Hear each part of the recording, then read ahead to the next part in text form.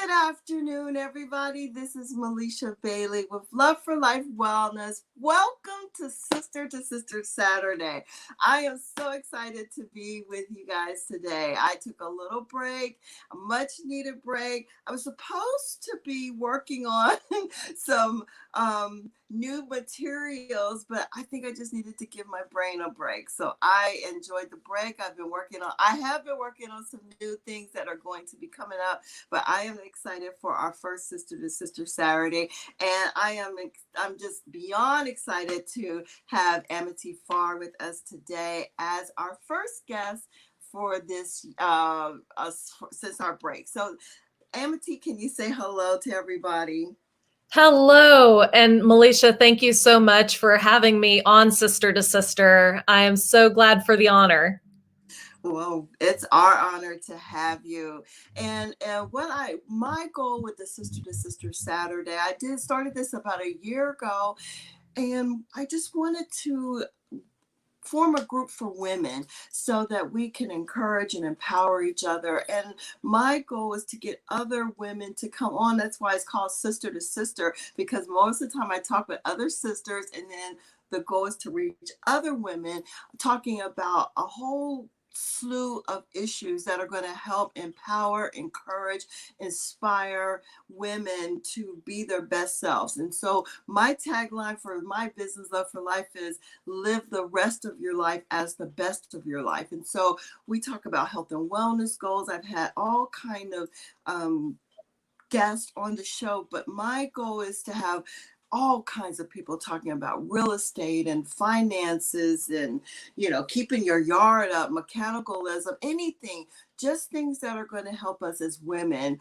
to be our best selves. And so I have enjoyed this journey, and I'm excited to be able to share Sister to Sister Saturdays with you. So for those of you that don't know me, my name is Melesha Bailey, and I'm a health coach, but I love working with women on their health and wellness issues. And it's exciting for me when I can take a woman from sickness to wellness in a personalized way and guiding them through a path that's going to help them to control their A1C, possibly lose some weight, get rid of some stress, be relieved from chronic pain.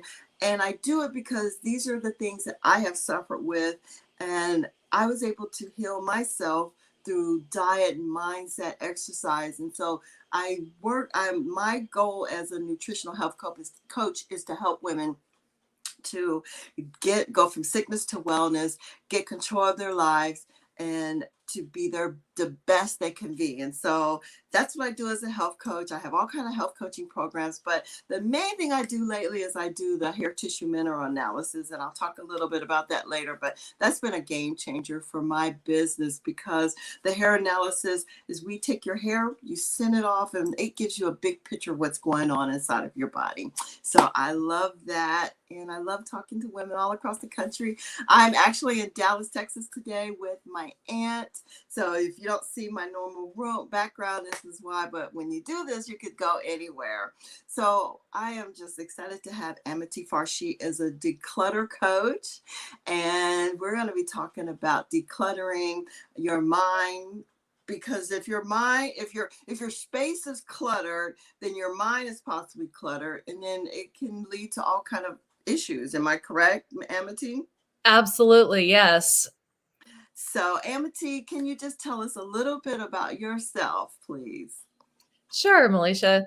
So I started decluttering for my personal self back in late 2009 or early 2010.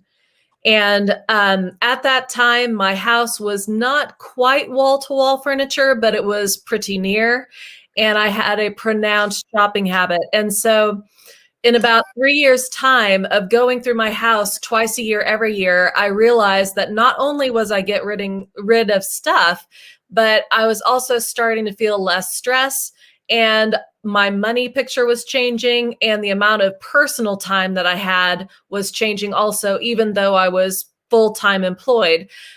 So when I realized what the benefits were for minimalism, I took it on the road and I started writing books. And in 2013 through 2014, I turned out the Minimize series, which was a series of 3 books. And based on the benefits of minimalism, both the exterior benefits, the internal change that happens, and then also a book geared towards children to help children understand the difference between the path of materialism and consumerism versus minimalism and what that means long range. So after those books were written, I started Minimize Ministries in 2015. It was privately funded. It started growing. And then I realized that I had a problem with it because coming out of my own pocketbook, it was becoming a very expensive hobby as I was helping more and more people. So in 2018, I took the year off and I regrouped and rebranded, and now I can allow for growth under Simplify Life. And so Simplify Life is the name of my business, and I offer decluttering coaching services as well as financial tutoring in the sense of teaching people how to budget or how to find out their net worth or their disposable income or how to save without clipping coupons, which is always fun. And so I've been doing that now full time since November of 2019. Wow, that is amazing. Well, you've had a metamorphosis of where you are, where you came from, and where you are now. So, writing your Absolutely. books, I guess probably writing your books is very cathartic for you too. It gets a lot of things out of your head. You can write down, and then you're able to tailor some of your coaching and your programs based on some of the writings in your books.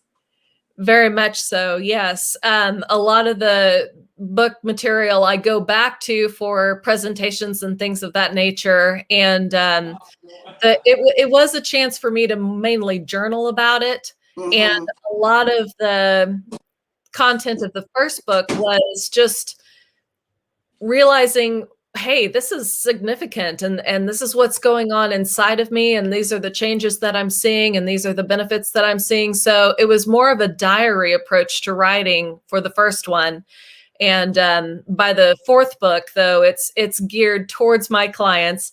And Simplify Life, the manual, is available on Amazon. And it's a buttress to my business and just allows my clients to know a little bit about my story, a little bit about my methods, and it's comprehensive of both the decluttering and the financial aspect of Simplify Life.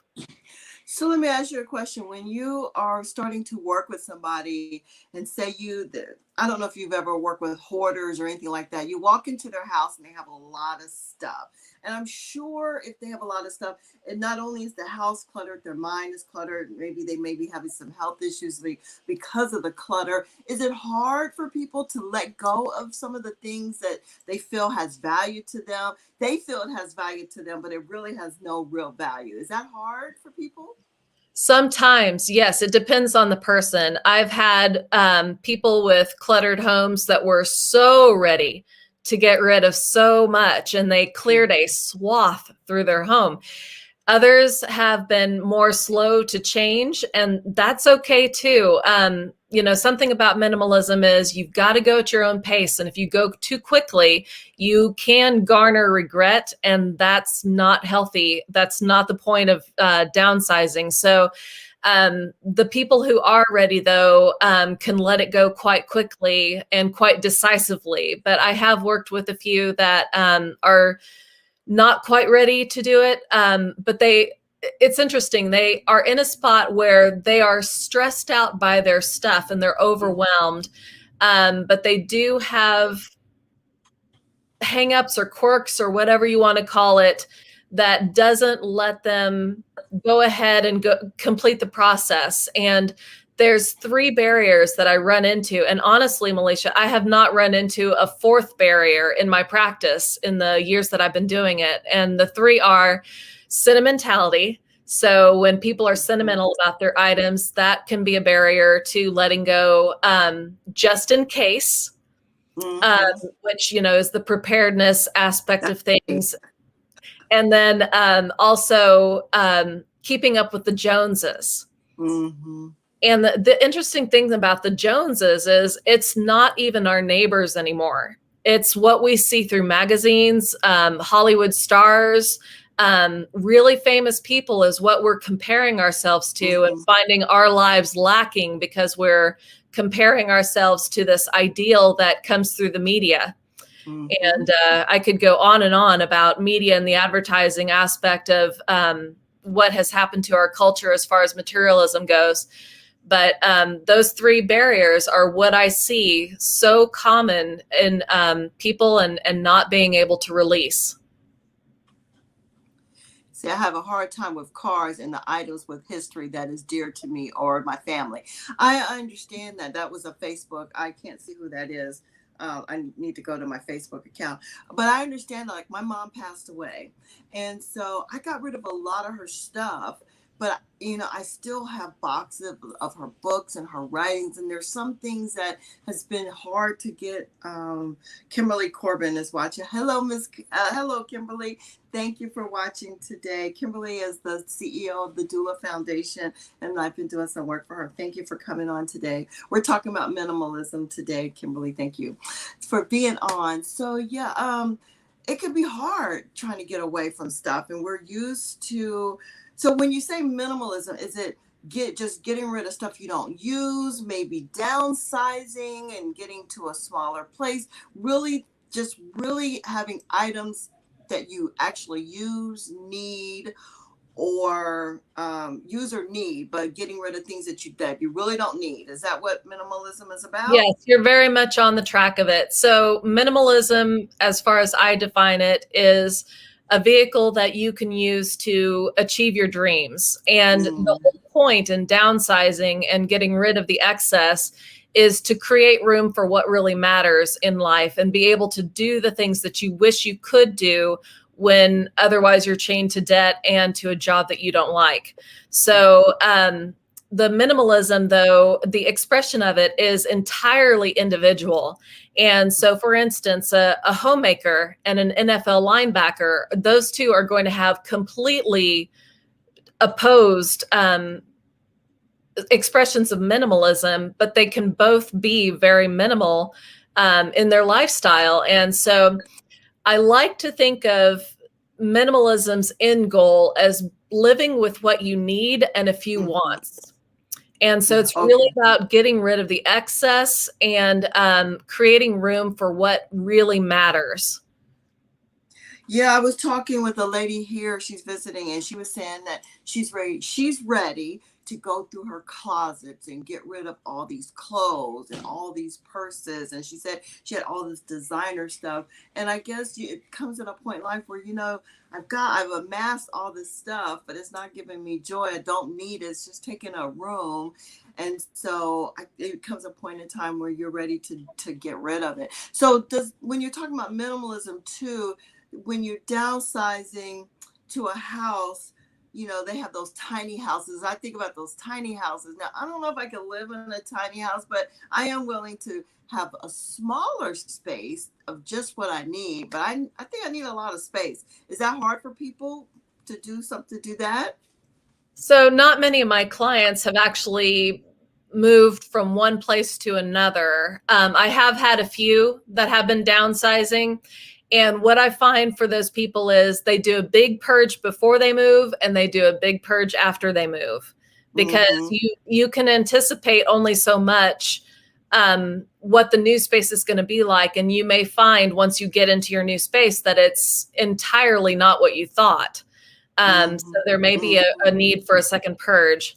But there is no correct square footage. If you're a family of 10, 1,100 square feet is not going to do it for you. So don't even No. try. Mm-hmm. You have to be realistic about what station in life you're in and what your needs really are as far as space and square footage. But those tiny homes, they are so attractive and so cute. They're cute. They are They darling. are. I think I could possibly live one, but my husband is big, and I don't think we could do it. I have somebody, I think they have a question or a comment, and who do you give things to who will value them? And so that's another thing too, is that you don't really need things anymore, but you want to give your things away to people that values them. Thank you for that question, Glenda. Yes, that will value the things, because I guess you want to give stuff away, but you don't want to give your stuff away I know some people, they would take anything you give them, whether they really need it or like it or not. And so you want to give your things away to people that are actually going to find value. And is that hard, you think, or what do you do? It's harder than you think for a couple of reasons. We have the event now of fine older furniture going to the landfill in droves because the younger generation wants IKEA. And so there's not a want for the old heirlooms anymore, by and large. So that's becoming a cultural issue for us. Another thing is, what is important to us may not be important to anybody else. And this is hard for some people to accept, that the money that they've laid down for the item and the value that they assign to it may not be registered by any other human being breathing on this planet. And so for getting rid of items that you no longer want, if you've got somebody who has expressed interest, by all means, get it to them. You know, you can even mail items that people want and will appreciate. And that's always a great way of offloading things, is to somebody who does want it. But for the bulk of the items that are being let go of, charities is a good way if it's not too worn out. You know, a lot of charities get things that they can't use. And I've been working with some organizations in the past that just they get the most random items. So it's also kind to make sure that whatever you're giving to a charity that helps the homeless or is a food pantry is not expired, is in good working repair, because if you're using them for a dump, then you're missing the point of giving to a charity and donating, you know, what is useful. So the thing of it is, though, many times what we deem to be its value is not what anybody else is going to think its value is. And so it's just better to start freeing yourself from the stuff. Just recognize that those items are wood, metal, glass, stone, whatever they are, and that it's just an object. It's not grandma. It's not your ex-boyfriend. It's not a treasure. It's just a thing. And just so once you can wrap your head around and disconnect from the sentimentality of it all, the emotion behind it. Yeah, or just the financial investment that you made getting it, then you can start finding your freedom from it as you're willing to let it go and not so bothered by pennies on the dollar being your return if you're selling it or doing a yard sale with it. As a health and wellness coach, you know, I work with people on changing their mindsets and helping them to, you know, get habits around food and exercise and, you know, putting themselves first and self-care and holding themselves accountable. So when as work, how would someone, if somebody is around a lot of clutter, or even say their desk is cluttered or they have a cluttered house, do you feel that can deter or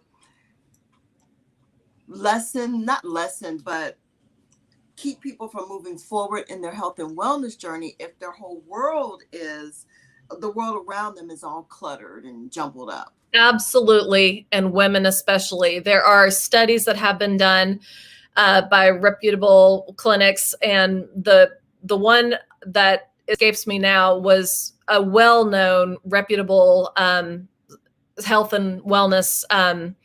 But the thing of it is, when you're around clutter and it's bothering you, then you create a stress hormone. And they found that women especially, because they're the master and commander of the household, more than likely in a family situation, these women are feeling so stressed by the clutter and overwhelm that they are producing more stress hormones, which can lead to gaining weight or the cortisol levels goes right up. Yes. The onset of disease. So it is a real thing that affects health and is worth dealing with to get the benefits of feeling that less stress, feeling that calm when you walk into your house, and Mm-hmm. just having a tranquil space to call your own rather than something that demands your attention all the time and is unrelenting and just annoying you.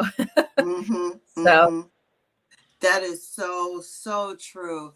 And I think once you get rid of the clutter, the things that are cluttering your mind, then you're able to move forward in your journey, in your health and wellness journey as well too. So to me, it all works together. And then especially when people have started losing weight, I tell my client, people I know, get rid of those clothes that you know that you're not going to wear anymore, because you don't want to keep them in your closet for, what is it you call it, maybe another time, mhm, just, right. yeah, you don't want to keep holding on to stuff, because if you have those fat clothes in there, then you don't want to ever get back to those. And so that's another thing of purging, getting people to purge, get rid of clothes they haven't worn, clothes that they're not going to, as they've lost 50 pounds, they're not going to need those clothes anymore. But sometimes even that sentimentality to a certain clothes, that could be hard too when somebody's on that wellness journey as well. So Right. I'm glad you brought that up, Melesha, because that is definitely a reality check that I have with my clients is, I'll have women say to me, I'm going to save this until I lose 20 pounds. mm-hmm. That's all well and good. But the truth of the matter is, by the time you lose 20 pounds, that's probably going to be an out of date item, and you're going to want to go shopping for something new.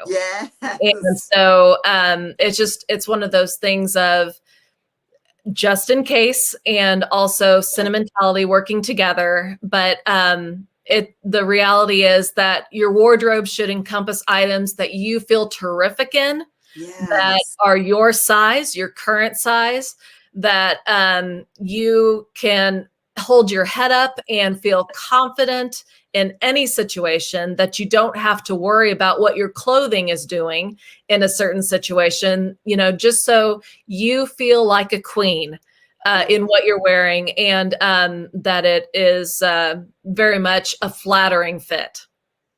And you know what I've done in the past few years? I was a shopaholic. I bought a lot of clothes, but what I've done, Amity, is instead of buying a whole lot of cheap items, I'd rather go and put some money in nicer fabrics, materials, the how it's made, knowing that 10 years from now I'm going to be able to wear that classic pieces. And so that causes minimalism, because then you don't have to have a bunch of cheap clothes in your closet. You can have nice pieces that 10 years from now that are you pull them out, they may not be out of date, but they're still going to look good.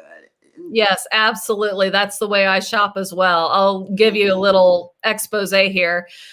Last year during the lockdown, I hit the sales on Talbots, Mm-hmm. and I redid my wardrobe. But like you, I just get a few pieces. So my closet in my bedroom is 2.5 feet wide. We live in an older home. It was built in 1941, and so it has basically zero goods storage space. So because I've got a small closet, I was able to fill it with Talbot items and not Mm. spend a whole bunch, because for the sales, I was like getting them at TJ Maxx or even below that prices. I mean, it was great stuff. But those clothing items I intend to wear until I cannot wear them anymore. Mm-hmm. And I just feel great in all the things that I've gotten. Talbots, I can count on their fit. I can count on them to be true to size. And so it's one of those things of, why would you want to do fast fashion flimsies when you can get something a little bit more substantial, a little bit more classic, that you can rock out for 5 or 10 years, no problem. I'm laughing because I went from 5 closets, but I still have two. But that's good. I went That is good. Yeah. Congrats. and probably some of them actually are still clothes on my mother's. My mom she was beautiful. She dressed beautiful. She had a lot of nice things. So I have that sentimentality of some of her clothes. So when I'm ready to purge and get rid of some of her stuff, that one might be hard. But yeah, I went from 5 closets to 2 closets, so I'm doing pretty good. So Awesome. Yeah. so Congratulations. That's awesome. So how does a person get started in minimalism, you think, or getting rid of their things? So really the first thing is just to start, because so many put it off, so many get frozen. And that's where I come in with my clients, or these poor ladies. They're just not able to see what they need to do first. And the thought of attacking a room or a house that is full is just puts them in a tailspin. So the way I approach things with my clients is one bite at a time. And that Mhm. comes from that old joke, how do you eat an elephant? The answer is one bite at a time. And so I encourage my clients, and I do this myself, because if I looked at a house that was cram packed, I would get overwhelmed and I would Mm, probably freeze.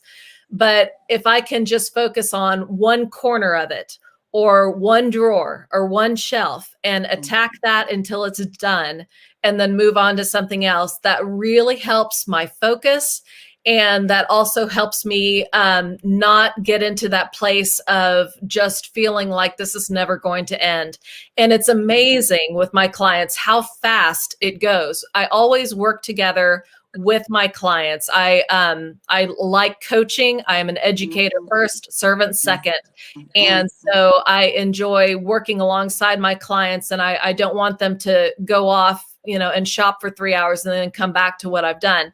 So by yeah. working together, we are able to clear spaces that just sometimes look hopeless in a Mhm, very short amount of time. And so they yeah. are so pleased with the visual change. And when you can get a massive visual change and get that Visual. negative space going, that Mhm. is such a win for the encouragement. And it encourages my women to go on past the point that I've been with them, and just finish whatever they're wanting to finish in their own homes. I had Kimberly say that her two biggest trouble areas are sentimental and paperwork. What should we keep and what they might need later? So, can you address especially that paperwork? What do you do with paperwork? And you have, like, my husband's got stacks and stacks of paper, and I'm like, if we ever have to go through that, I just don't know what we would do. So, Sure. The first step is digitize as much as possible.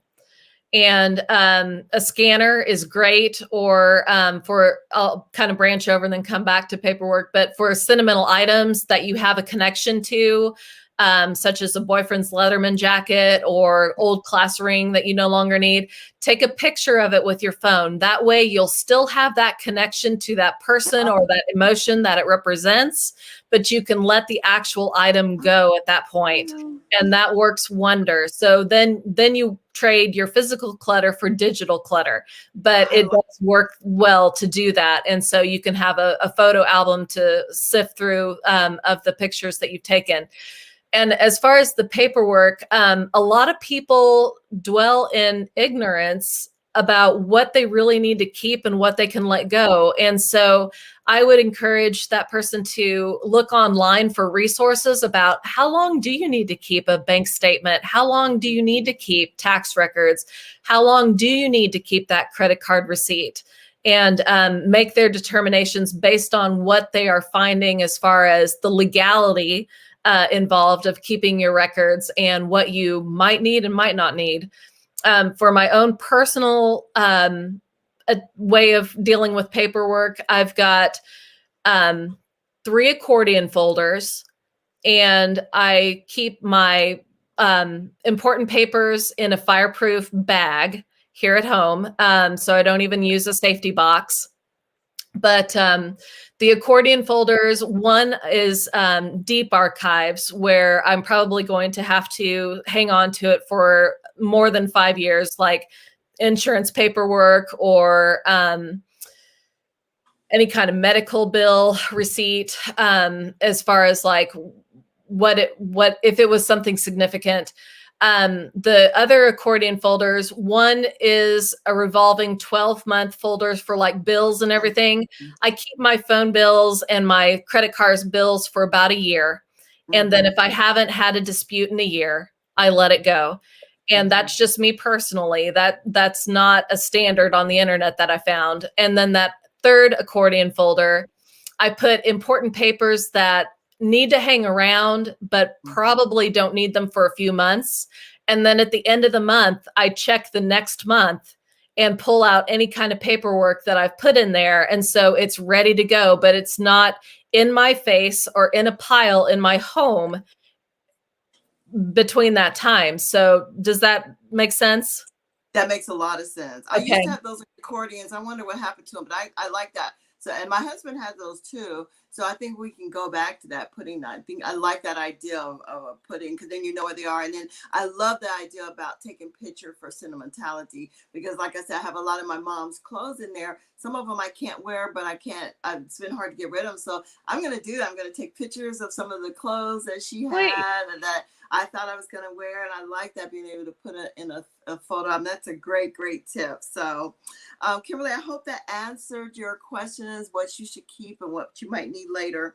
Well, the last question I want to ask is how minimalism helps the planet and our pocketbook. So talk about that for us. All right. So in my own personal journey, frugality didn't enter the picture until a little bit later in 2013. And when we combined the two, it was just earth shattering what happened. We were able to get out of debt faster than we ever thought possible. So even our house is paid off now. And because our house was paid off and we had zero debt, not only did we have our house payment put in our pocket every month, but we also had the ability to work differently than many American families. So at one point, both my husband and I were working part-time at our jobs, and we were still saving like crazy. So that's the part that will help your pocketbook, is when you combine minimalism, which is the not spending, with the frugality, which is trying to get the better deals like I did for my Talbot's wardrobe, then you get a surplus of money starting to roll in your accounts. And so that can create a game-changing situation for you just by having the padding. And so you will be able to choose your job differently. You will be able to stand up to confrontation at your work differently. It's just amazing what being financially secure to a point can do for you. And the way that it helps the planet is just by default. If the most green product that you will ever buy is the one you don't buy. Does that make sense? Because if you're not creating a demand, if you're not buying, if you're not consuming, then you are not asking the cogs of the machine to please produce another whatchamacallit. And so if you yourself are practicing abstinence from spending and from consuming, then by default, you are going to be leaving a greener planet behind you for your own personal contribution to the earth. So there are also ways of, once your finances do get in order, you can purchase the more eco-friendly products. You can shop according to your values.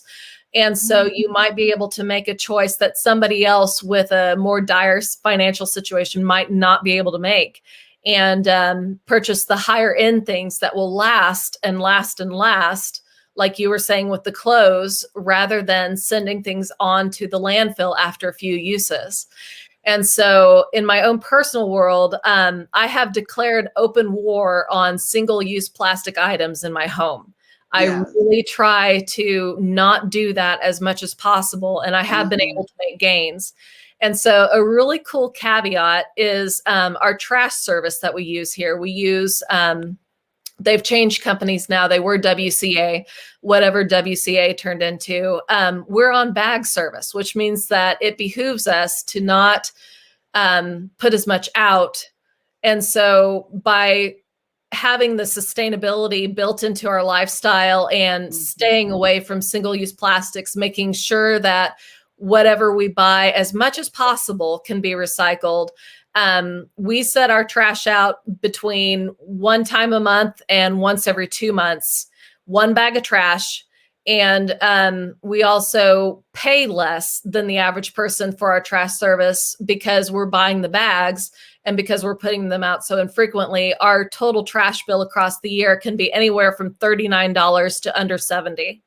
Wow. And Okay. that's impressive That compared is to what impressive. most people are doing on a trash service where you get the bin and fill it every week. Well, let me just ask you one last thing. This is on my mind before we get ready to go. Thank you so much. You have given so much information. Sure. So, this, my Sister to Sister Saturday, is all about empowering and inspiring women. So, how would decluttering and a minimalistic type of life, how would that empower us and inspire us as women, as we are, for whatever we do in life as women?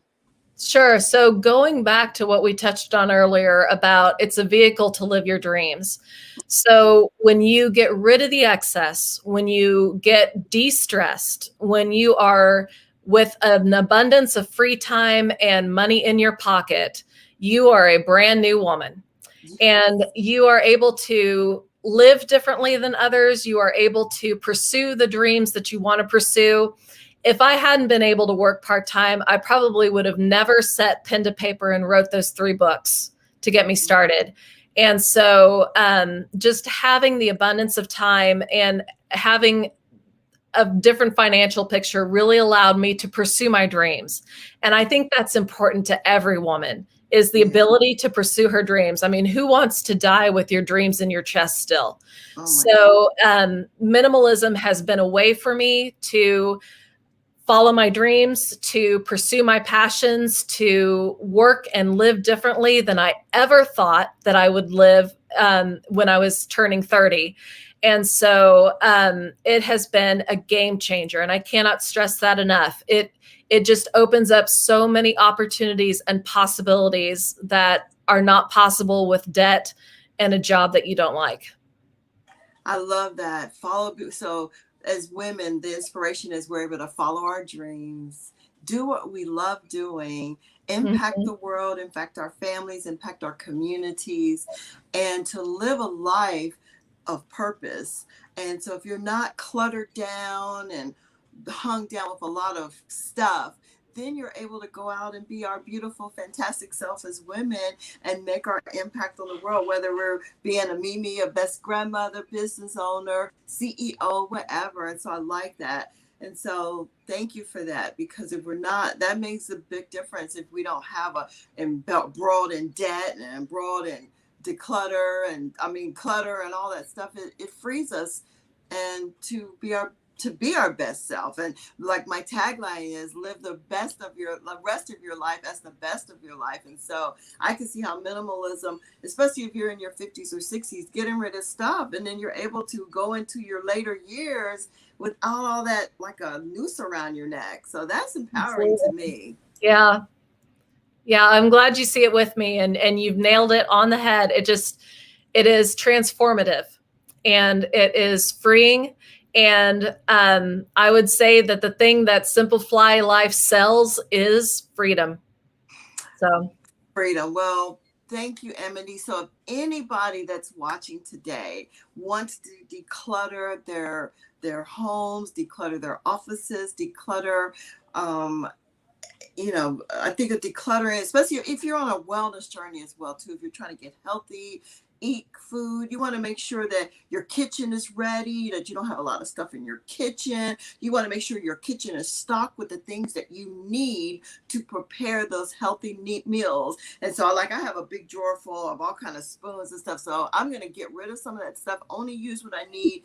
So if you're on a health and wellness journey, just making sure you have what you need when you need it, setting down, going through menu planning, making sure your kitchen is set up, and then even for that, making sure you have, some workout clothes. You don't need a whole lot of workout, just the nice minimal workout clothes, work clothes. But I think it's just a way, a real vehicle for our health and wellness journey. So anybody wants to start their journey of minimalism, please contact Amity. So tell us how we can get in contact with you, Amity. All right. So my email address is my name, which is A-M as in Mary, I-T-Y. So it's Amity. And it's at simple, like the word simple, fly, like go fly a kite, and life, like the life we are living.com. And that is also the moniker of my website. So it's simpleflylife.com. And I have ways on that website of getting to me through email to contact me. And my name and number is out there on the web. If you would like my phone number, it's pretty easy to get. So those are the ways that I would say, come and find me. And I would be happy to serve you and to walk alongside you in your journey and get you going in a great, great path. That's great. Actually, my mind is thinking I may even and get her your services. Maybe have you do some taping for me of just as part of my what I do. Little segment for my health and wellness of talking about decluttering. So we'll have to talk about that. But All what I right. will do Sounds is good. I will post Amity her website in the show notes. And hopefully if I get a chance, I may do a little write-up about this because this was really, really impactful, very powerful. And so I thank you so much for being on my first show of my new, I call it my new season. And All so right. this show is evolving. And so I'm calling, and I didn't want to call it a show. I called it a broadcast, but they're like, it's a show, Melesha. So, so I'm kind of renaming it the Sister to Sister Saturday Show. And so we will have 2 shows a month with me and other guest hosts, and then 1 show a month with me just teaching a class, a workshop or class or something like that. And then 1 show, 1 week a month. That'll be my catch up time. So next week I have Amby Lewis. She is the founder and CEO of A Girl Like Me, and it's a nonprofit company that is geared toward helping young ladies to not get involved in some of the bad things or traps of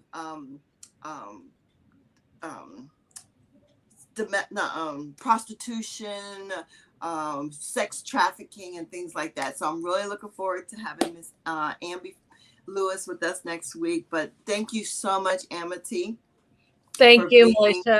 I have enjoyed every minute of this. Oh, well, good. I've enjoyed it. I've learned so much. And Amity has given me an opportunity to speak to her network. She has a network of, it's a networking. Tell us a little bit about Flourish. We haven't talked about All right. that. So Flourish is in Springfield, Missouri, and it's a network that is now in the process of becoming nationwide. It was founded by a really wonderful woman named Linda Barbour, and she wanted to set up a culture for women that wouldn't be as aggressive as some of the old other networking groups out there, a place where the woman would be encouraged and the woman would flourish, and then her business would flourish. So I am the chapter leader in Springfield for Flourish. And we have been running steady through the pandemic and now into our 2nd year. And so come join us. If you're a lady of business, if you are in leadership, or if you are doing your own thing, we would love to have you and would love to support you and watch you and your business grow. Thank you. I attended her. I was out of town, so I couldn't do last month, but I did attend the month before. It was real. I really enjoyed those ladies. Enjoyed meeting them. Good. Made some connections, and then I will be your speaker on Tuesday. So I thank you for the Right. opportunity to come and talk to your group. But we're going to say goodbye. And I just want to thank everyone that was watching today. Miss Costello, I hope everything, I hope you got some of your questions answered. Thank you so much, Kimberly, for being on today. And if you watch this on replay, let me know that you watched it on replay. But this is Sister to Sister Saturday. And if you need me for my health coaching services, or you want to learn more about the hair tissue mineral analysis, you let me know. But one more plug before I go. I have a meal plan kit that I've got for $17, and it's really a great kit. It's got a whole lot of stuff in there, a couple of videos, a whole online course, everything that you would need so that you can start meal prepping getting your kitchen ready for that. So if you want that, it's $17, and it's a awesome. It's like over $197 value, and help you with starting your wellness journey with meal prepping. So anyway, I'm gonna go. We've been on for quite a long time. Thank you everybody for watching, and thank you Amity for your time today. And we'll see everyone next week. Okay, take care.